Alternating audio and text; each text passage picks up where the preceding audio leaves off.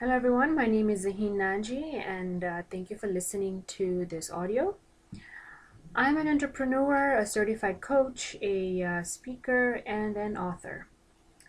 The 9 keys that successful people have in common, these were actually researched by Tim and Chris Hallbaum, who own the NLP Institute of California. And I'm one of their Wealthy Mind trainers, and we speak about the 9 keys quite a bit in the Wealthy Mind training. Their website though is nlpca.com. Again, that's nlpca.com. And if you want to know any more about the Wealthy Mind Retreat that I do every year, then you can go on my website at zahinnanji.com, which is on the slides that accompany this audio, or onto shantywellnesscenter.com, or onto Shanti Training and Coaching Center's website. So before we start the 9 keys, I want you to think of a goal or a dream you have, and I want you to write that down.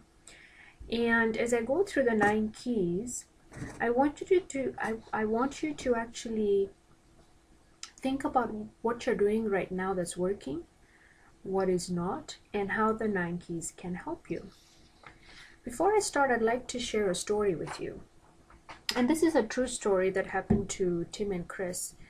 And they were going into Sydney to do some training in 2001. And they thought, since they're going down there, they might as well make a holiday out of it. So they spent some time on the islands out in Australia. And as they were done at the end of the week, they called in a cab to take them to the airport so that they could actually fly into Sydney then. The cab driver came and in the cab they started having a small conversation, and Tim and Chris just asked, so how's it going? How is everything in Australia? And the cab driver started saying, I work so hard and I still don't end up making money, and the only time that I get off is on Sunday, where I spend some time with my friends in the backyard, having some drinks and good time, and on he went. Anyways, they got into the airport and they flew into Sydney. They got out of the Sydney airport and they had to catch a cab to get to their hotel. And the cab driver out in Sydney comes up and is very happy and joyous, and he comes out, he goes, hello, where can I take you? And they told him that they had to go to this hotel. And of course, as they spoke, the Australian cab driver said, oh, you're Americans, have you been here before? And they said no, they had not. Then he went on to ask them if he could show them around town as he drove to the hotel with no extra charge. Of course, they agreed. So as they got into the cab, they asked him a few questions about how he was, and he started saying how he's going to miss his job as a cab driver because he's retiring. He's been doing this for over 20 or 25 years, I can't remember now, but he's really going to miss it. And they asked him why, and he said, well, he's actually met a lot of interesting people driving a cab. And then they asked him where he was going to retire, and he took the name of one of the islands that they had just been to. And they asked him, the houses there are quite expensive. How are you going to live there, or where are you going to live? And he mentioned that how he had invested quite a bit of money thanks to the advice he would get from the people he would have in his back seat. And he invested a good amount of money. By the time he sold the house in Sydney, he would have enough to buy a house and even more to spend every month and have some time with his wife. So what I want you to realize and notice here, that it's the same country, same economy in 2001, same jobs, but different viewpoints, different ways of looking at it. Okay? And as we go along now, I'd like you to go to the first slide, which is goal. What is a goal? A goal is a target. And what happens if you don't have a target? You start shooting randomly. And if you have a goal, you're going to start changing your behavior unconsciously to achieve it. Take the example of the cab driver in Sydney. He had a goal of where he wanted to retire.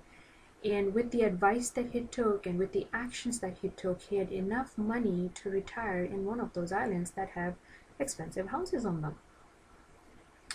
You've heard about SMART goals. Well, the only thing that I'm going to add on to those are that you want to make sure that your goals are measurable, within your control, and positive. Okay? If you notice on the slide there, I have given you a goal form. I give that to all my clients who come and see me because I want to know what they want. And the first question on there is, well, what do you want to achieve? Now, I forgot to mention this to you earlier, but I specialize in coaching clients on attracting wealth, on a healthy weight or weight loss, and on overcoming some fears.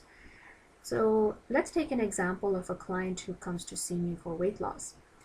When I ask them, what do you want to achieve? They will tell me how many pounds they want to be at.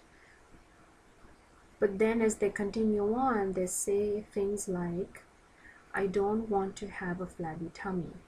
I don't want to have any kind of pain in my joints because of the weight that I'm carrying.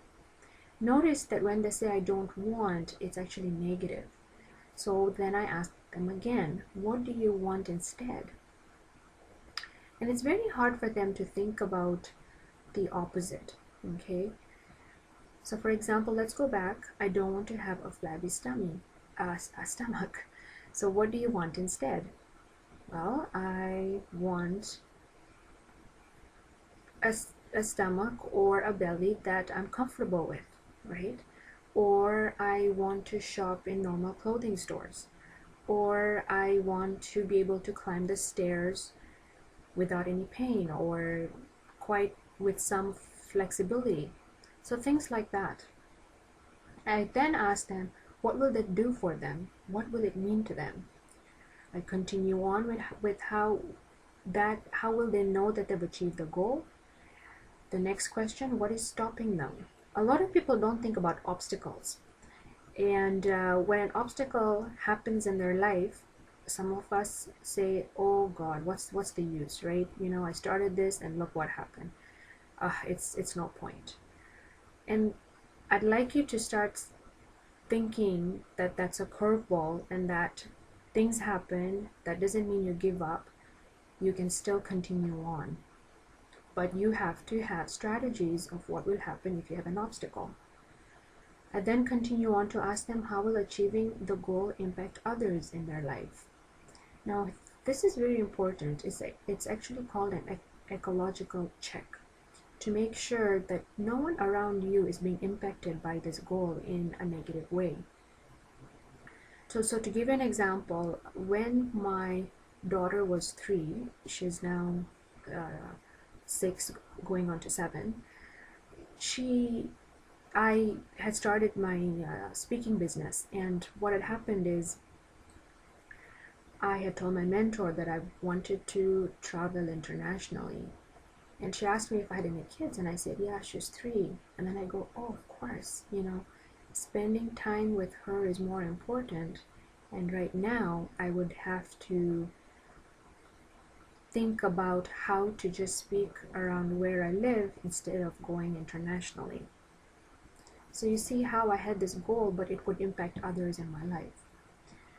I then continue to ask what resources they have. It's very important for us to figure out what resources we have that we have achieved from different areas in our life, from our education, from the lessons we have learned in life, and what additional resources we have.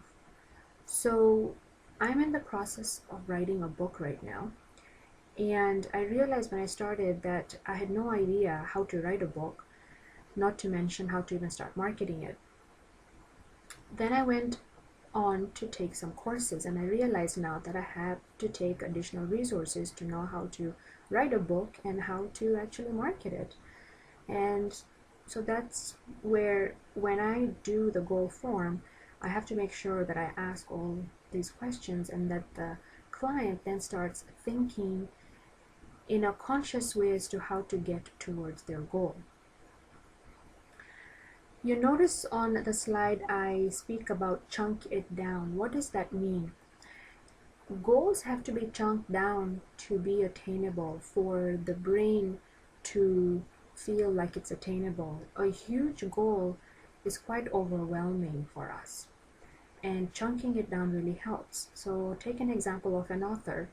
You want an author to chunk down his book so it's manageable for him, so he or she knows how to start an outline and then go into chapters and so on. Same with your kids, where you want to show them how to chunk things down so it's manageable for them. When you tell a child, go and clean your room, and they're quite young and the room is overwhelmingly big for them, well, you want to start by telling them, you know what, why don't you start with your toys? Once you're done, then we can go to your closet. Once you're done, then we can do this. Then it becomes very manageable for them. Now if you go to the next slide, it talks about intent. What is intent? Intent is quite magical. It comes from the word in Latin, intendo, which means to stretch forward. So what I say, that intent is a journey towards your goal. It's like you're stretching towards your goal. Remember that a goal is measurable. Intent isn't. Intent is for the experience you want to have. So my advice to you from now on is to set the intent for your goal. So remember, we always tell you, write down your goals, write down your goals. Well, there's a reason for that. So write down your goals, and then every day you want to set the intent to meet something about your goal. Okay? Think of a goal right now. It doesn't have to be very big. It can be very small. That's something you're doing this week or next week. And in your head, I would like you to say, I want, and then just fill in the blank with the goal that you have. And then I want you to say to yourself, I intend, and then fill in the blank with the goal you have. What's the difference? When I ask this to people, their answer is usually, well, it feels kind of closer. It feels like the goal is closer. It feels like I already have it. It feels like I already know I have it. And those are all the right answers. When you intend something, it's like it's already happening. It's just magical. Okay? So to give you an example, you can say to yourself, I intend to receive some income, some extra income today. Or I intend to receive free advice today. Or if you go into a meeting and you're wondering that it may be a little bit chaotic, or it may be a little bit, or there may be some conflicts, go with the intent that you want the meeting to flow. Okay? Now if we go to the next slide, the third key is life passion. Chris Holbaum says, go with what you desire and the universe will conspire. So let me ask you, why are you here? We're all special and we have something to offer. What makes your heart sing? Okay? Now, I'm not talking about those big things that you want to be, like speakers or authors or writers or actors or things. No. You know, it can be something like, I know I am a very good grandma, or I know that I'm a great adoptive parent, or that you've adopted someone that really needed you. Okay? Now, there's some people out there who know what they want but have trouble getting there. Well, get some help. Get some help with a coach, with a hypnotherapist, with a counselor. You know, I use those kinds of help all the time. I have a hypnotherapist that I see. I told you about my goal of writing a book, and I have hired a book coach to help me with my book. Okay? So it's very important that you get some help to reach your goal. Now, what if you still don't know what you want? There's a book on the slide there by Carol Adrian, The Purpose of Your Life. I recommend that book. Okay?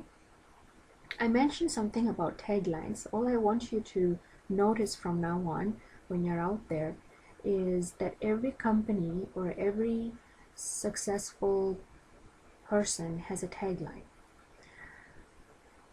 With Tiger Woods, he has a tagline. So I'm not going to tell you what it is, but I want you to go out there and look for it. Bill Gates has a tagline. Okay, my company, Ashanti Wellness Center, has a tagline, and every time we advertise, we use it.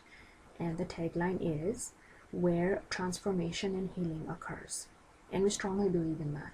Okay, so if you know that you want to do something, find a tagline for yourself. We find that those really help you to get you moving towards your goal. The fourth key that a lot of successful people have in common is their state of mind.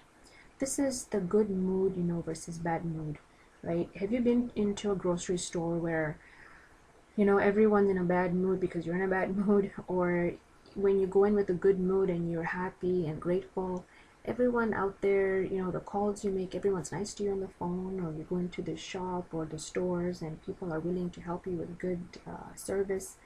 Same thing there. State of excellence, again, same thing. How do you think athletes think? Do you think that they go into a competition thinking negative, that I will never be able to do this, or I can't do this? I don't think so. They cannot afford to think like that. The Institute of Heart Math can measure the bioelectricity of your heart.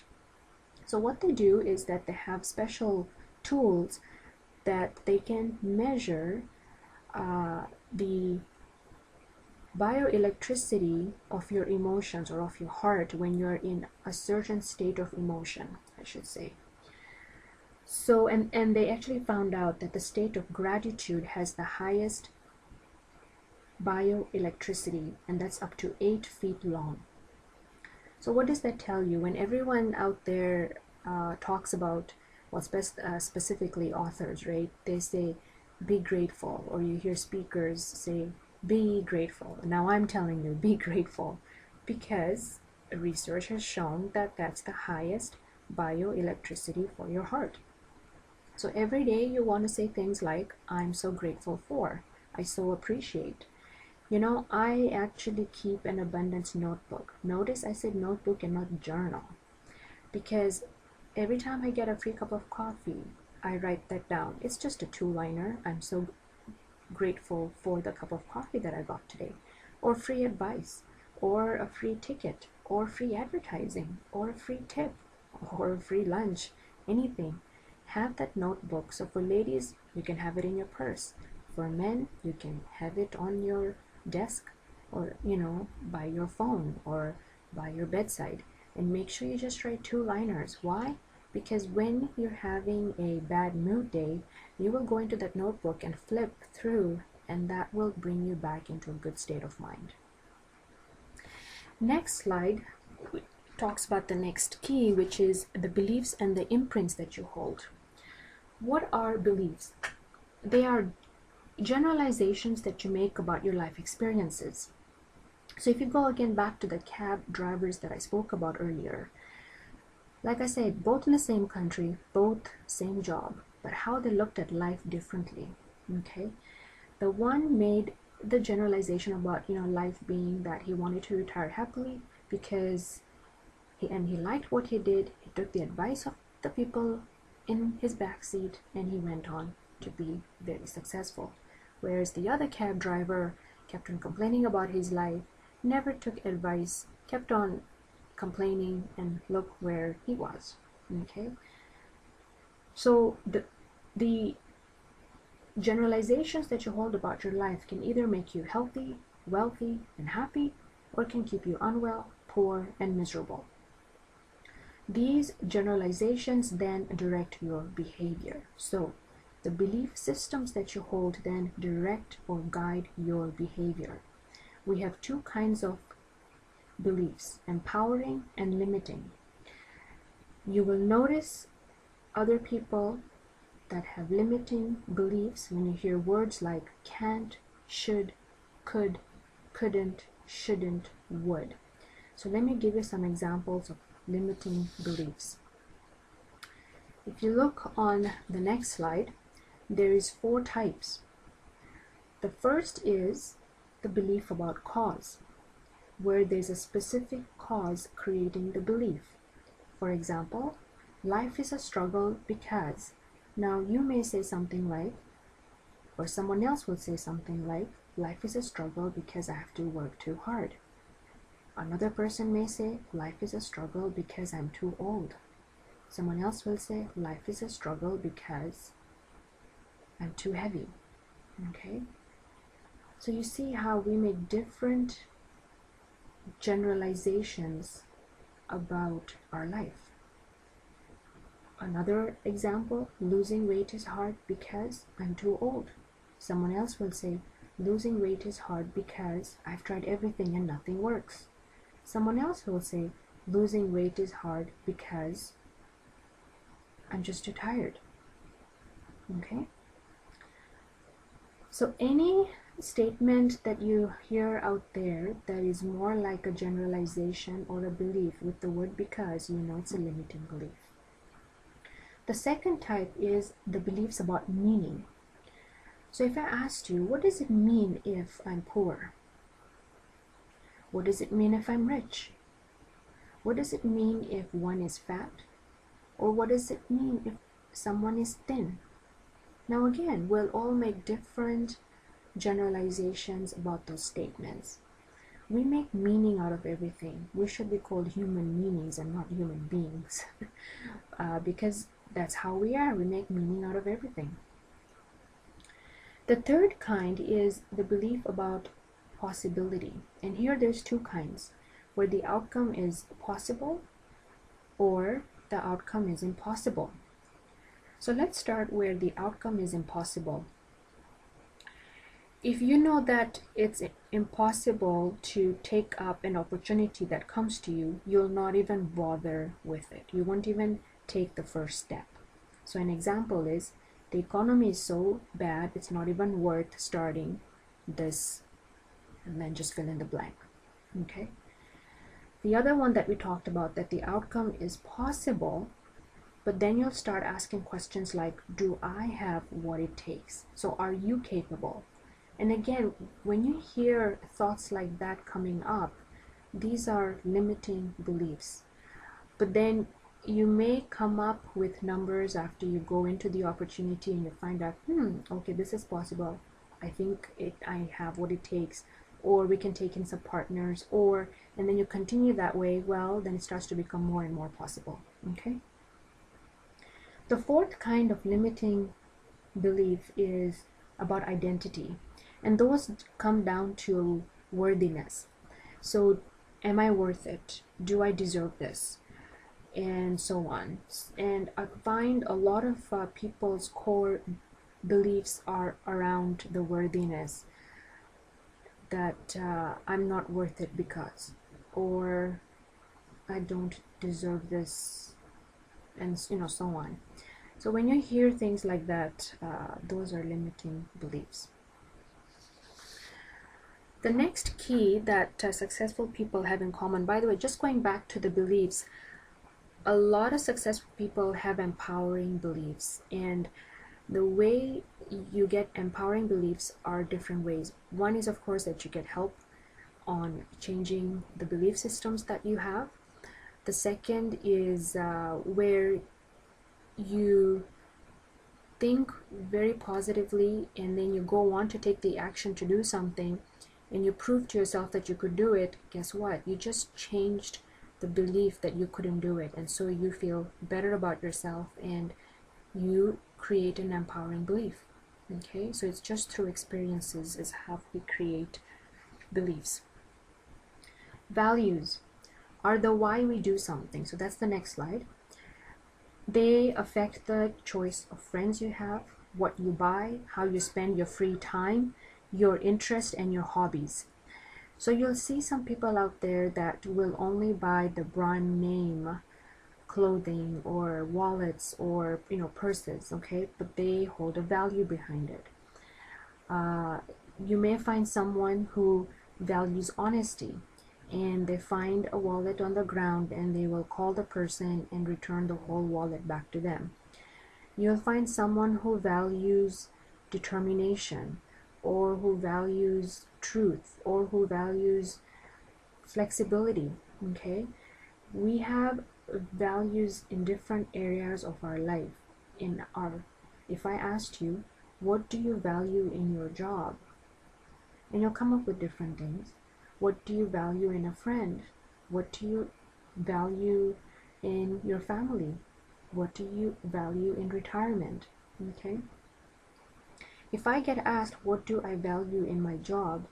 My first answer, I think, would be flexibility. Okay. Instead of money, where a few people would answer money. Okay. There is three main times in our life where we form values. The first is called the imprint, and that's from birth to age 7, where we model after our parents and we form values by modeling them. The next stage is from age 8 to 13, and that's called the modeling time. And there you learn by copying your friends, your teachers, and actually by the age of 10 is when you form your core values. The third is called the socialization, and that's from the age of 14 to 21, and you learn values that affect relationships.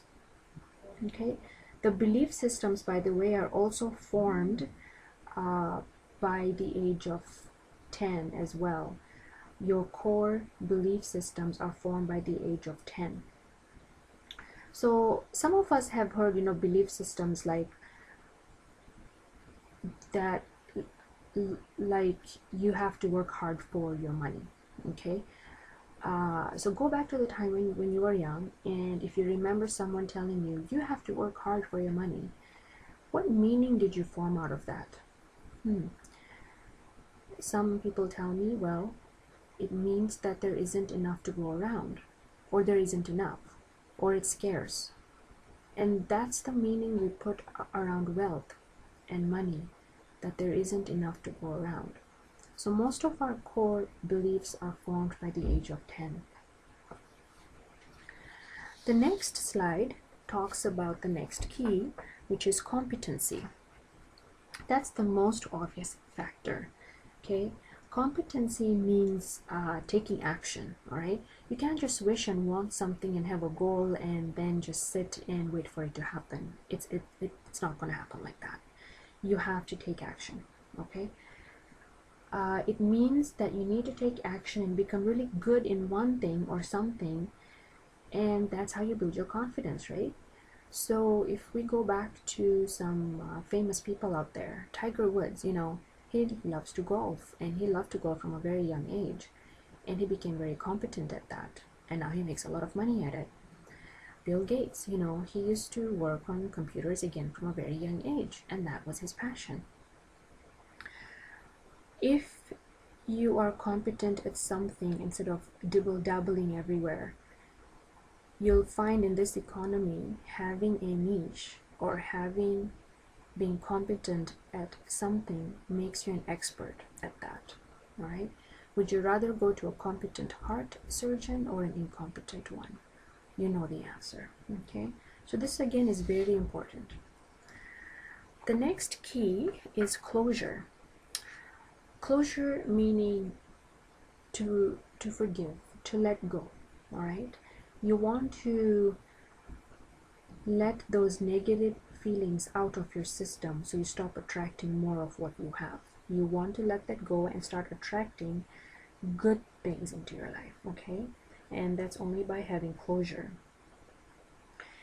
When you are hurting, you're only hurting yourself. When you're angry at something, you're only hurting yourself. You also want to eliminate any clutter or disorganization, because when you have that, that's what you attract back. Okay, there is something called a reticular activating system in our brain. I'm not going to get into too much detail, but you can read up about it. The only thing that I'm going to tell you is that it's like an antenna, and it only takes in certain information in through your brain. The one thing it does take through is any content with high emotion. So guess what? If you have a lot of fear, a lot of anger towards something, it'll pick that up. All right, so you want to make sure that if you forgive and let go, that the reticular activating system takes things which is more positive and with good emotional content. Okay, again, I advise you to read up on our RAS. Okay, the last key that I'm going to talk about, which is on the next slide, is trust and faith. Trust and faith, and I found this a lot right now when I'm interviewing the people for my book that I want out here soon, and most of them have said trust and faith, trust and faith. And when I ask them what that means, they almost say it's like this gut feeling, intuition, inner voice, that they just know that this is going to work. Someone else told me it's eliminate doubt. But how, right? Well, I teach a lot of that in my law of attraction workshop that I do. And we talk about how you can use different things to eliminate doubt. One thing I've already mentioned to you is where you can have an abundance notebook where you just write 2-liners. So when you start doubting yourself, you go back to your notebook and you realize you have attracted a lot of good things.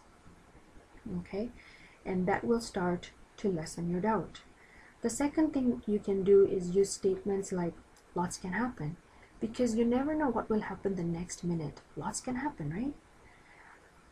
And the third thing that I'm going to share with you today is to write down your accomplishments at the end of the year.